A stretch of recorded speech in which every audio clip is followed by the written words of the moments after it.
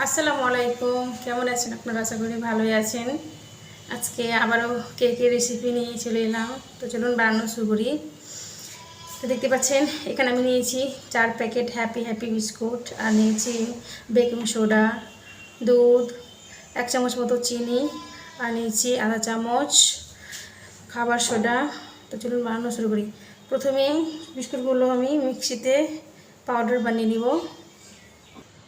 এখানে আমি বিস্কুটগুলো টুকরো করে নিয়েছি, আর এর মধ্যে দিয়ে দিচ্ছি 1 চামচ মতো চিনি।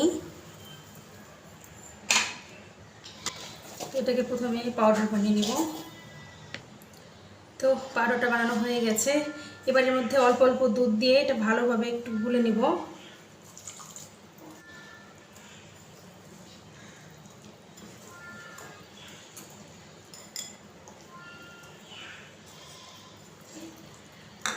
অল্প অল্প দুধ দিয়ে এটাকে গুলে নিচ্ছি প্রথমেই।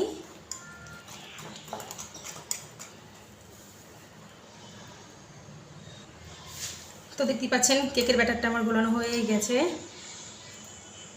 এবার এর মধ্যে দিয়ে দিচ্ছি আধা চামচ বেকিং পাউডার, আধা চামচ খাবার সোডা। এটা দিয়ে সম্পূর্ণ ভালোভাবে নেড়ে নিতে হবে। অল্প একটু দুধ দিয়ে দিচ্ছি, খুব একটা পাতলা করলে চলবে না। দেখতেই পাচ্ছেন খুব একটা আমি পাতলাও করিনি, খুব একটা ঘনও করিনি। তো এইভাবে ভালোভাবে মিক্স করে নিতে হবে সবগুলো দিয়ে। তো হয়ে গেছে আমার মিক্স করা। বাটি, তো দেখতে পাচ্ছেন এরকম একটা বাটি নিয়ে দিয়েছি। এর মধ্যে ব্যাটারগুলো দিয়ে দিচ্ছি। আর বাটিটাতে অবশ্যই তেল মাখিয়ে নিতে হবে। তো চলুন, আর এখানে কড়াইটা আমি সম্পূর্ণ গরম করে নিয়েছি। 5 মিনিট মতো আমি তাপে বসিয়ে রেখেছিলাম। এবার স্ট্যান্ডের উপর কেকের ব্যাটারটা রেখে দিচ্ছি। এবার কেকের ভাবে ঢেকে দিচ্ছি, আর ঢাকনা দিয়ে সুন্দরভাবে ঢেকে দিচ্ছি।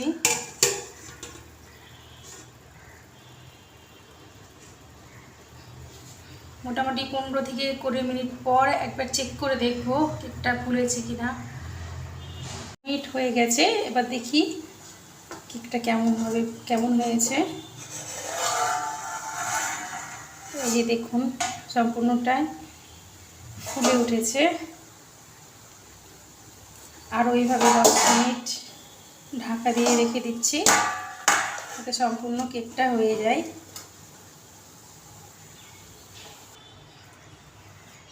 তো আরও 10 মিনিট হয়ে গেছে। কি সুন্দর ফুলে উঠেছে। আর এইরকম আমি একটা টুথপিক নিয়ে নিয়েছি, যেটা আমি সাইডে চেক করে নিচ্ছি।